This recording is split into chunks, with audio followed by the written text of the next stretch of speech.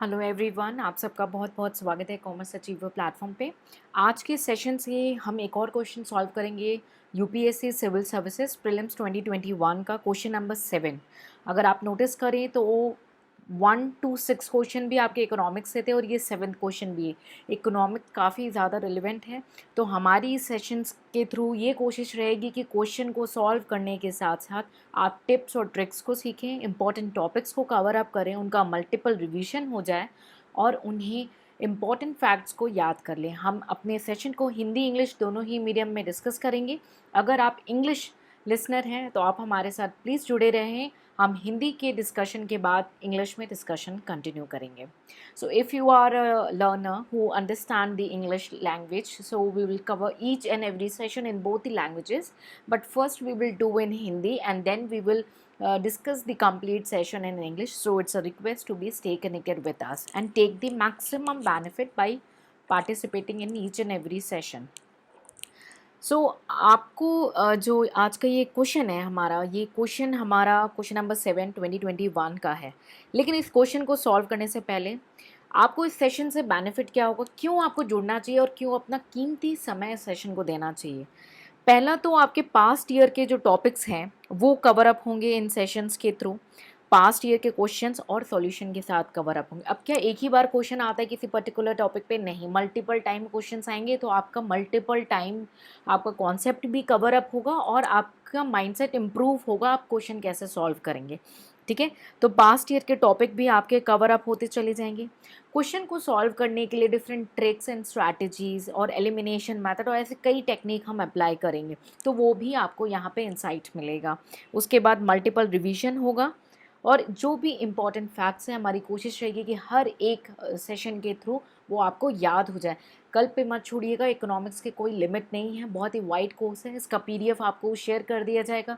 Videos के through speed में आप मल्टीपल रिवीजन भी कर सकते हैं, इसका मैक्सिमम बेनिफिट उठा सकते हैं। हमारी कोशिश है आपको हेल्प करने की, लेकिन आपको इक्वली पार्टिसिपेट करना होगा। तो चलिए हम क्विकली बढ़ते हैं हमारे आज के सेशन में। लेकिन इस सेशन में अगर आपको बेनिफिट मिले तो उसे लाइक एंड सब्सक्राइब करना ना भूलें। तो चलिए, हमारा जो क्वेश्चन है वो फॉरेन डायरेक्ट इन्वेस्टमेंट से रिलेटेड क्वेश्चन है। कंसिडर द फॉलोइंग, 4 स्टेटमेंट दिए हुए हैं, which of the above are included in foreign direct investment यानी एफडीआई। ठीक है, स्टेप पॉइंट 1 है फॉरेन करेंसी कन्वर्टेबल बॉन्ड्स, यानी बॉन्ड्स को मैं हाईलाइट कर लेती हूँ। और कन्वर्टेबल है, ये ऐसे बॉन्ड हैं जो फॉरेन करेंसी में हैं और कन्वर्ट हो सकते हैं, बॉन्ड को कन्वर्जन का ऑप्शन है। Next, foreign institutional investment with certain conditions. ठीक है, नेक्स्ट जीडीआरस, जिसको हम ग्लोबल डिपॉजिटरी रिसिप्ट बोलते हैं। And next, non resident external deposits. ठीक है, तो नॉन रेसिडेंट के एक्सटर्नल डिपॉजिट। इसको सॉल्व करने से पहले चलिए क्विकली एक हाईलाइट कर लेते हैं एफडीआई होता क्या है, और उससे हम अंडरस्टैंड करेंगे क्या पॉइंटर्स जो हैं इसमें इंक्लूड होंगे या नहीं होंगे। फॉरेन डायरेक्ट इन्वेस्टमेंट यानी एफडीआई। एफडीआई क्या होता है? ये एक तरीके की इन्वेस्टमेंट स्ट्रैटेजी है। ठीक है, कोई भी इंडिविजुअल हो या फर्म हो, ठीक है, जो फॉरेन कंट्री में रहती हो। ठीक है, तो सबसे पहले हम अंडरस्टैंड करेंगे मीनिंग। तो एक ही इंडियन कंपनी है, ठीक है, शॉर्टकट लिखा है मैंने, इसे बहुत सारा पैसा चाहिए। ठीक है, इसे बहुत सारा पैसा चाहिए, तो फॉरेन एंटिटी जो है, डॉलर साइन कर देते हैं, कोई भी साइन हो सकता है। तो जो फॉरेन एंटिटीज़ वगैरह हैं वो इंडियन कंपनी में पैसे लगाती हैं, और केवल पैसे नहीं लगाती हैं, इसमें ऐसा पैसा लगाती हैं ताकि वो उसकी ओनरशिप ले सकें, साथ ही साथ वो मैनेजमेंट में पार्टिसिपेट कर सकें। ठीक है, ओनरशिप ले सकें और मैनेजमेंट में पार्टिसिपेट कर सकें, यानी एक तरीके से अच्छा खासा कंट्रोल ले सकें, स्टेक ले सकें कंपनी के शेयर्स के थ्रू कंपनी में। ठीक है, तो फॉरेन जो आपका डायरेक्ट इन्वेस्टमेंट है, हम एफडीआई कवर अप कर रहे हैं, इसे आप एफपीआई से कंफ्यूज नहीं करेंगे। आज के सेशन में हम सिर्फ एफडी आई ही कवर अप करने वाले हैं, लेकिन आप इसे एफपीआई से कंफ्यूज नहीं करेंगे, ठीक है। तो एफडीआई क्या होता है? एफडीआई हमारी जो है वो फॉरेन जो है वो डायरेक्ट इन्वेस्ट, डायरेक्ट नाम खुद बोल रहे हैं, डायरेक्ट इन्वेस्ट कर रहे हैं और कंपनी की कंट्रोलिंग ले रहे हैं, ओनरशिप ले रहे हैं उस बिजनेस एंटिटी की, ठीक है। तो फॉरेन कंपनी क्या है, डायरेक्टली इन्वॉल्व हो जाती है डे टू डे ऑपरेशंस में, उनकी मैनेजमेंट एक्टिविटीज़ में। केवल मनी नहीं लाती, अपने साथ ओनरशिप ले जाती हैं, मैनेजमेंट ले जाती हैं, और क्या लाती हैं? अपने साथ लाती हैं नॉलेज, ठीक है, स्किल्स और टेक्नोलॉजी, ठीक है, ये भी अपने साथ लाती हैं, ठीक है। तो जो एफडीआई हैं उस पे कुछ रूल्स एंड रेगुलेशंस हैं, कुछ रिस्ट्रिक्शंस हैं। तो कौन कौन से तरीके से इंडिया में एफडीआई जो है आ सकती है, तो हम एक तरीके से रूट हाईलाइट करेंगे। तो दो रूट हैं, ठीक है। एक है आपका ऑटोमेटिक रूट, ठीक है, जहाँ पे कोई नॉन रेसिडेंट हो या इंडियन कंपनी हो, ठीक है, उसको आरबीआई या सरकार की जो है मतलब उनकी अप्रूवल की, उनकी नोट की ज़रूरत नहीं पड़ेगी। दूसरा है आपका गवर्नमेंट रूट, जहाँ पे गवर्नमेंट के अप्रूवल मैंडेटरी हो जाते हैं, ठीक है। तो मैं जस्ट ब्रीफ आउटलाइन कर रहे हैं, ठीक है। तो डिफरेंट डिफरेंट सेक्टर्स हैं हमारे। आप बजट जब आता है या इकोनॉमिक सर्वे आता है, आप उसमें देखते हैं डिफरेंट डिफरेंट जो रूट्स हैं एफडीआई में, कैसे इन्वेस्टमेंट की जाती हैं, वो सारी चीज़ें मेंशन की रहती है, ठीक है। तो कुछ ऐसे सेक्टर्स हैं जिस पे 100% ऑटोमेटिक रूट है, जहाँ पे इंडिविजुअल हो या आपकी फॉरेन की जो कंपनीज़ हो, रेसिडेंट नॉन रेसिडेंट हो या कंपनीज़ हो, वो इन्वेस्ट कर सकती हैं, ठीक है। और रूट के अलावा कई जगह ऐसी हैं जहाँ पे हमारी जो एफडीआई हैं कंप्लीटली प्रोहिबिटेड की गई हैं, ठीक है। One second please.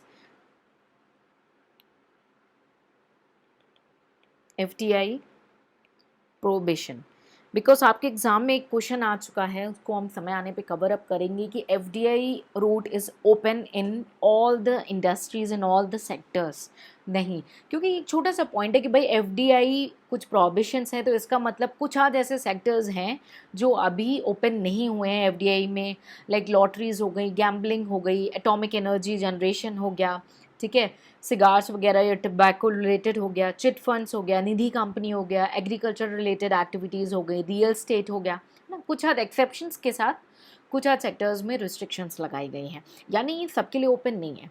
तो आपका जब एग्जाम में ये क्वेश्चन आ जाए कि भाई एफडीआई रूट्स क्या सबके लिए ओपन है, नहीं, कुछ हद प्रोहिबिशन है विद सर्टेन रिस्ट्रिक्शंस, कुछ सेक्टर्स अलाउड हैं, कुछ नहीं अलाउड है, क्लियर। तो हमने देखा कि इसके दो रूट हैं, एक आपका जो है डायरेक्ट रूट है और दूसरा आपका गवर्नमेंट रूट है, ठीक है। इंडिया में एफडीआई पॉसिबल है, ठीक है। तो हमने की ब्रीफ आउटलाइन लिया कि भाई हमारी फॉरेन डायरेक्ट इन्वेस्टमेंट होती क्या है, जहाँ पे फॉरेन एंटिटी जो है एक ओनरशिप और एक कंट्रोलिंग स्टेक लेती हैं कंपनी के शेयर्स में, ठीक है, उनके मैनेजमेंट में भी पार्टिसिपेट करती हैं, डे टू डे ऑपरेशंस में भी पार्टिसिपेट करती हैं, ठीक है। तो ये जो एफडीआई है, ठीक है, इसके जो है हमने जो रूट डिस्कस किए, एटॉमिक और sorry automatic and government. Third एक कैटेगरी होता है जिसमें दोनों का कॉम्बिनेशन होता है, ठीक है, यानी A+G, ऑटोमेटिक एंड गवर्नमेंट का कंबाइन जो है वो डिफरेंट डिफरेंट सेक्टर्स को डिवाइड किया गया है, कौन किसके अंदर फॉल करेगा। और प्रोहिबिटेड में आपका जो है एटॉमिक एनर्जी आ जाता है, लॉटरी आ जाता है, गैम्बलिंग आ जाता है, बेटिंग बिजनेस, सिगार सिगरेट्स हो गया, रियल स्टेट में सब्जेक्ट टू एक्सेप्शंस, ये सारे सेक्टर्स आपके जो हैं एक्सेप्शंस में आ जाते हैं, यानी आपके प्रोहिबिशन कैटेगरी में आ जाते हैं। अब एफडीआई का भी एक सेम सिनेरियो जैसे हम देखें कि बेनिफिट भी हैं और डिसएडवांटेजेस भी हैं। अब ये फॉल किसके अंदर करता है, बस क्विक रिकॉल हम आपको कराना चाहेंगे। One second. जो एफडीआई है उसके रेगुलेटरी में अगर हम देखें, रेगुलेटरी फ्रेमवर्क्स यानी लीगल वर्क्स किस किस के अंदर ये फॉल करती है। तो भाई एक तो ऑब्वियसली बहुत सारे बिजनेस है तो उनके स्पेसिफिक लॉज हो गए, और आपका ये एफडीआई की सेपरेट पॉलिसी है, ठीक है, एफडीआई की अपनी खुद की सेपरेट पॉलिसी है। कंपनीज एक्ट हो गया आपका, इनकम टैक्स एक्ट हो गया, ठीक है, और उसके बाद आपका फेमा हो गया, फॉरेन एक्सचेंज मैनेजमेंट एक्ट, ठीक है। सेबी, अगर स्टॉक है तो भाई सेबी से रिलेटेड होगा तो सेबी के रेगुलेशंस हो गए, सेबी का एक्ट हो गया 1992, कंपटीशन एक्ट हो गया, ठीक है। ऐसे कई सारे जो लॉज हैं उसमें जो है आपकी रेगुलेटरी फ्रेमवर्क आपकी एफडीआई की फॉल करती है, ठीक है। तो हमने की बेसिक आउटलाइन लिया कि भाई एफडीआई क्या होता है। अब आपको क्लियर हो चुका है कि एफडीआई क्या होता है, रेगुलेटरी फ्रेमवर्क, कैसे पैसे आते हैं, ठीक है। अब भाई इंडियन कंपनी को बाहर से पैसे चाहिए तो उसके 3 मेन कंपोनेंट्स हैं, ठीक है। 3 मेन कंपोनेंट्स हैं। 3 मेन कंपोनेंट्स हम उसे डायरेक्ट भी डिस्कस कर सकते हैं और हम एक जो है डिटेल एनालिसिस के फॉर्म में भी उसे डिस्कस कर सकते हैं कि किन 3 तरीक़ों के फॉर्म में आपका जो एफडीआई है, ठीक है, किन तरीक़ों के फॉर्म में पैसे आ सकते हैं। सबसे पहले तो एक तो इक्विटी के फॉर्म में आएगा, ठीक है, इक्विटी शेयर्स के फॉर्म में आएगा पैसा, ठीक है। उसके बाद fully and mandatory convertible preference shares, ठीक है, इस फॉर्म में पैसा आ गया। Fully and mandatory convertible debentures, convertible debentures, ठीक है। इन तीनों तरीक़ों से आपका जो है फॉरेन इन्वेस्टमेंट आ सकता है, एफडीआई में इन्वेस्टमेंट आ सकता है। अब बात आती है हमारे क्वेश्चन की, तो चलिए हम देखते हैं हमारे क्वेश्चन में क्या बातें मेंशन की गई हैं और क्या वो पैसे काउंट होंगे या नहीं। सबसे पहला जो है आपका है foreign currency convertible bond. Foreign currency convertible bonds होता क्या है, ये बॉन्ड्स हैं जो कन्वर्ट हो सकते हैं इक्विटी शेयर्स में, ठीक है। एक स्पेसिफाइड पीरियड होता है, उसके बाद ये कन्वर्ट हो सकते हैं। तो क्या ये एफडीआई का पार्ट बनेंगे? डेफिनेटली बनेंगे। क्यों बनेंगे आप खुद समझिए कि जब इसे बोला गया कि ये एक पीरियड के बाद कन्वर्ट हो सकते हैं, है ना, ये जो बॉन्ड्स हैं वो फुल्ली कन्वर्टेबल हैं, ठीक है, और ये इक्विटी शेयर में कन्वर्ट हो सकते हैं। तो ये आपको नहीं लग रहा इतनी डिटेल अंडरस्टैंडिंग के बाद कि ये जो है फुल्ली करेंसी कन्वर्टेबल बॉन्ड्स आपके एफडीआई का पार्ट होंगे? क्लियर? सो आई होप आप अब आप खुद सॉल्व कर रहे हैं क्वेश्चन, मैं आपको कुछ भी नहीं बता रही, आप खुद सॉल्व कर पाएंगे ये क्वेश्चन, ठीक है। तो फॉरेन करेंसी कन्वर्टेबल बॉन्ड्स आपका इसका पार्ट हो जाते हैं। तो पहला वन जो है आपका करेक्ट है, ठीक है। सेकंड है आपका foreign institutional investor with certain condition, ठीक है। तो फॉरेन इंस्टीट्यूशनल इन्वेस्टर मैंने क्या कहा था, ये डिफरेंट होते हैं आपके, ठीक है। आपके फॉरेन इंस्टीट्यूशनल जो है उनकी एक लिमिट है, लिमिट फिक्स की जाती है, कई बार वो चेंज भी होती रहती है। वे भी आपके जो है इन्वेस्टमेंट कर सकते हैं with certain restriction and condition, ताकि वो इक्विटी होल्डिंग कर सकें। तो फॉरेन इंस्टीट्यूशनल इन्वेस्टर्स जो हैं उसको आपको मीनिंग क्लियर होना चाहिए। हमारे बेसिक इकोनॉमिक्स में हम उसे कवर अप करेंगे, एफआईआई क्या होते हैं, तो वो भी आपके एफडीआई का पार्ट होते हैं, फॉरेन डायरेक्ट इन्वेस्टमेंट का एक छोटा सा पार्ट होते हैं एफआईआई, ठीक है। इनको हम शॉर्टकट में एफआईआई बोलते हैं, फॉरेन इंस्टीट्यूशनल इन्वेस्टर, ठीक है। नेक्स्ट है आपका global depository receipt. Global depository receipt काफ़ी डिलेमा में रहा है। ये एक तरीके की हमारी डिपॉजिटरी रिसिप्ट है। अब डिपॉजिटरी रिसिप्ट क्या होती है उसके बारे में एक ब्रीफ आपको जो है आउटलाइन करना चाहूँगी कि ये एक तरीके से कैसी नेगोशिएबल जो इंस्ट्रूमेंट है, एक नेगोशिएबल सिक्योरिटी है। एक मिनट, डिपॉजिटरी रिसिप्ट के बारे में हम एक बार ब्रीफ जो है डिस्कस कर लेंगे इसी सेशन में, ठीक है। डिपॉजिटरी रिसिप्ट क्या है, ये एक तरीके से आपकी नेगोशिएबल सिक्योरिटी है, ठीक है, जो कि आउटसाइड इंडिया इशू की जाती है, इशूड आउटसाइड इंडिया, ठीक है, आउटसाइड इंडिया इशू की जाती है, ठीक है। डिपॉजिटरी बैंक करती है ऐसे आउटसाइड इंडिया इशू, किसके बिहाफ में, इंडियन कंपनी के बिहाफ में डिपॉजिटरी बैंक जो है इसे बाहर इशू करती है, ठीक है। क्यों, ताकि ये जो लोकल करेंसी है, यानी अपने केस में रुपी है, उसी डिनोमिनेटेड फॉर्म में इक्विटी शेयर्स जो है कंपनी के वो इशू किए जाते हैं बाहर, ठीक है। तो डिपॉजिटरी जो आपका रिसिप्ट है वो हम जनरली 2 तरीके के देखते हैं। आपने काफ़ी नाम सुना होगा इसका, एडीआर एंड जीडीआर। एडीआर यानी नाम से पता पड़ रहा है अमेरिकन डिपॉजिटरी रिसिप्ट, ये ऐसी रिसिप्ट है जो कि लिस्ट है और ट्रेड भी करती है यूनाइटेड स्टेट एक्सचेंज में, ठीक है। ध्यान से सुनिएगा, लिस्ट भी है और ट्रेड लिस्ट भी है वहाँ पे, वहाँ के स्टॉक एक्सचेंज में लिस्ट की हुई है और ट्रेडिंग भी अलाउड है। तो डिपॉजिटरी रिसिप्ट जो लिस्ट है और ट्रेड की जा सकती है यूनाइटेड स्टेट के एक्सचेंज में, इसीलिए इसका नाम है ADR, अमेरिकन डिपॉजिटरी रिसिप्ट। दूसरा है आपकी GDR, ग्लोबल, यानी ये ऐसी डिपॉजिटरी रिसिप्ट है जो लिस्ट की है और ट्रेड भी है, लेकिन नॉन US स्टॉक एक्सचेंज में, कोई भी अदर हो सकता है, सिंगापुर वगैरह कहीं पे भी हो सकता है, बट नॉन US में। तो ये आपका US में हो गया और ये आपका नॉन US में हो गया। लिस्ट एंड ट्रेड दोनों अलाउड है, ठीक है।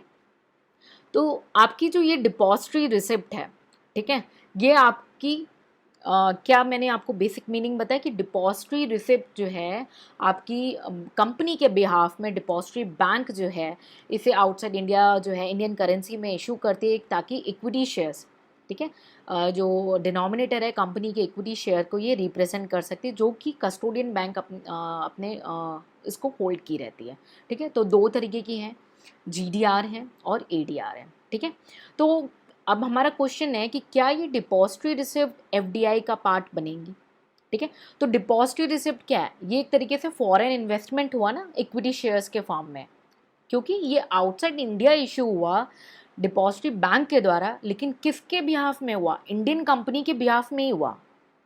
फिर से मैं बात बोलना चाहूँगी, डिपॉजिटरी रिसिप्ट जो है, ठीक है, ये एक तरीके का फॉरेन इन्वेस्टमेंट हुआ in the form of equity share, क्योंकि ये आउटसाइड इंडिया इशू किया जा रहा है डिपॉजिटरी बैंक के द्वारा, लेकिन ये जो बैंक है वो क्यों कर रही है, इंडियन कंपनी के बिहाफ में कर रही है, इसीलिए ये FDI का पार्ट बन जाएगी, ठीक है। तो आपकी जो डिपॉजिटरी रिसिप्ट हमारा जो क्वेश्चन में मेंशन किया हुआ है, ग्लोबल डिपॉजिटरी रिसिप्ट, ये डिपॉजिटरी रिसिप्ट का पार्ट है। अगर यहीं पे अमेरिकन डिपॉजिटरी रिसिप्ट होता तो वो भी यहाँ पे कवर अप हो जाता। तो पॉइंट नंबर 3 भी आपका करेक्ट, आपका ये आपका ग्लोबल फॉरेन डायरेक्ट इन्वेस्टमेंट का इंक्लूजन है। लास्ट पॉइंट है नॉन रेसिडेंट एक्सटर्नल डिपॉजिट, ठीक है। तो नॉन रेसिडेंट एक्सटर्नल डिपॉजिट क्या है, ये तो डेप्थ क्रिएट कर रहा है ना, ठीक है। ये आपके बैलेंस ऑफ पेमेंट अकाउंट में एक तरीके का डेप्ट क्रिएट कर रहा है, उधार, और ये एक तरीके का डिपॉजिट बाहर है, ये कोई इक्विटी होल्डिंग नहीं है या कंपलसरी कन्वर्टेबल इक्विटी होल्डिंग नहीं है, ये एक तरीके का डिपॉजिट है, it's not a equity, company में कंट्रोल नहीं कैरी करेगा, ठीक है। तो जो नॉन रेसिडेंट एक्सटर्नल डिपॉजिट है आपका, ये एक तरीके से डेप्थ लोन क्रिएशन है, ठीक है। बैलेंस ऑफ पेमेंट में अगर आप देखेंगे, अगर आपने BOP को अंडरस्टैंड किया होगा तो ये उसका पार्ट है, तो ये FDI का पार्ट नहीं है। तो पॉइंट नंबर 4 आपका एलिमिनेट हो जाता है, और पॉइंट नंबर 1, 2, 3 जो कि आपका आंसर हो जाता है A, ठीक है।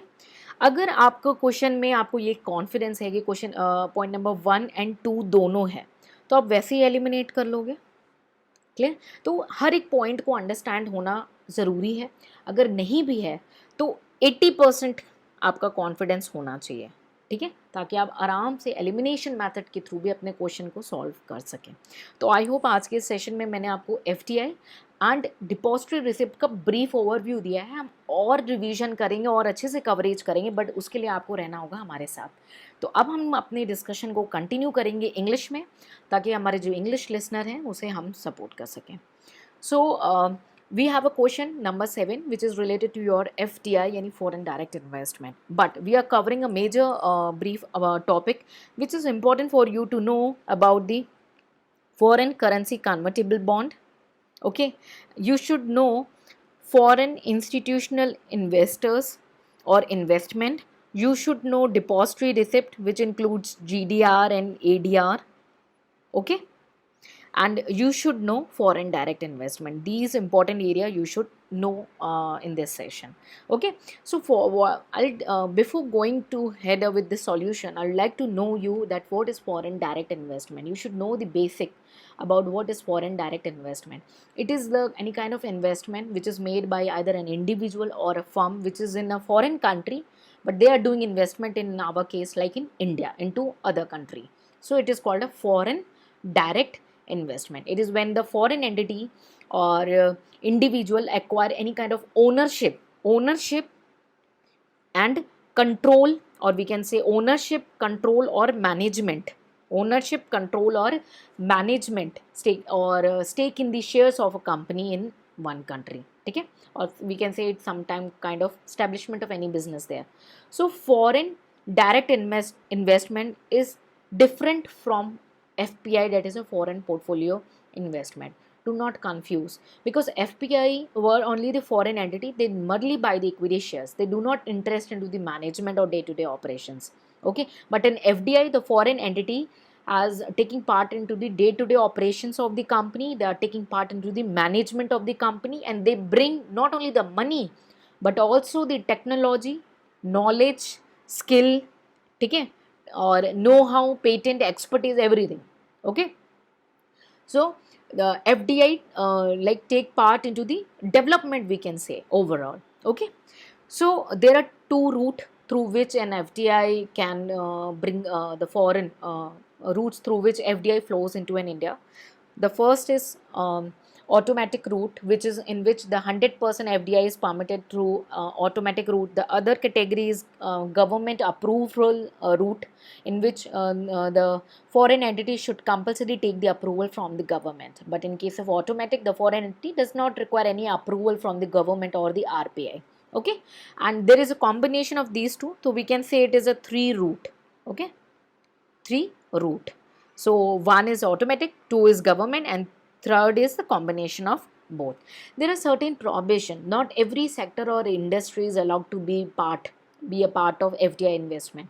So there are prohibitions subject to an exceptions, like an agriculture sector or atomic energy generation, nidhi company, lotteries, chit funds, gambling and betting business, cigar, real estate. In these areas, subject to an exceptions, FDI is prohibited.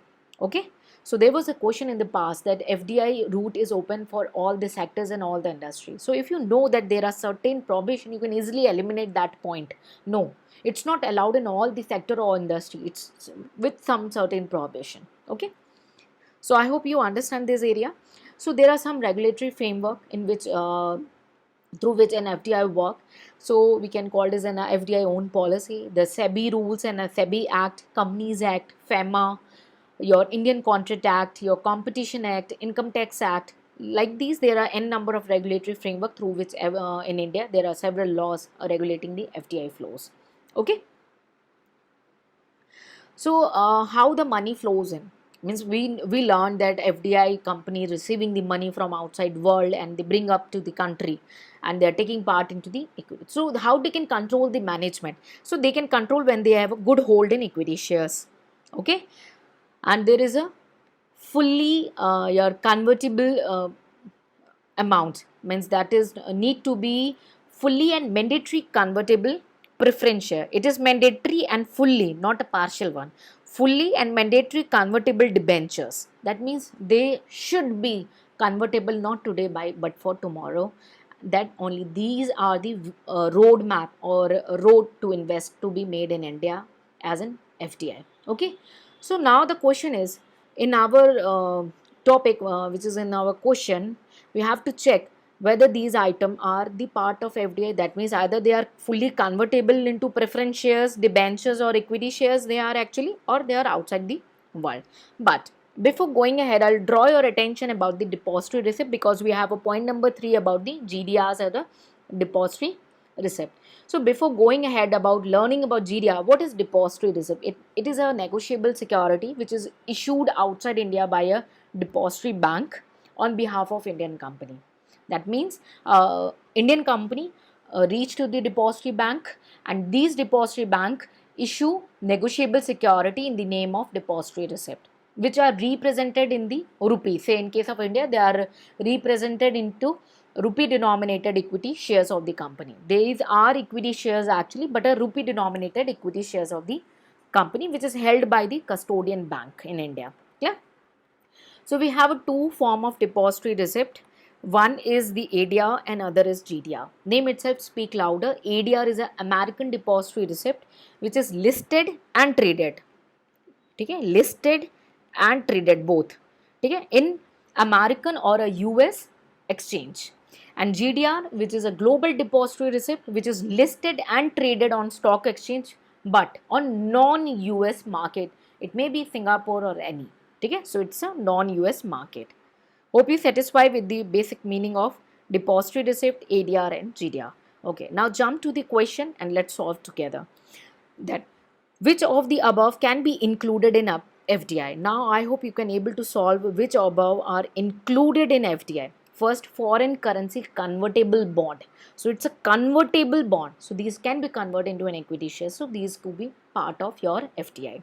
Next, foreign institutional investment with certain conditions. So I already highlighted you a brief about FII. These means they are only participating in equity, and equity is the part of FDI. So yes, they will be included.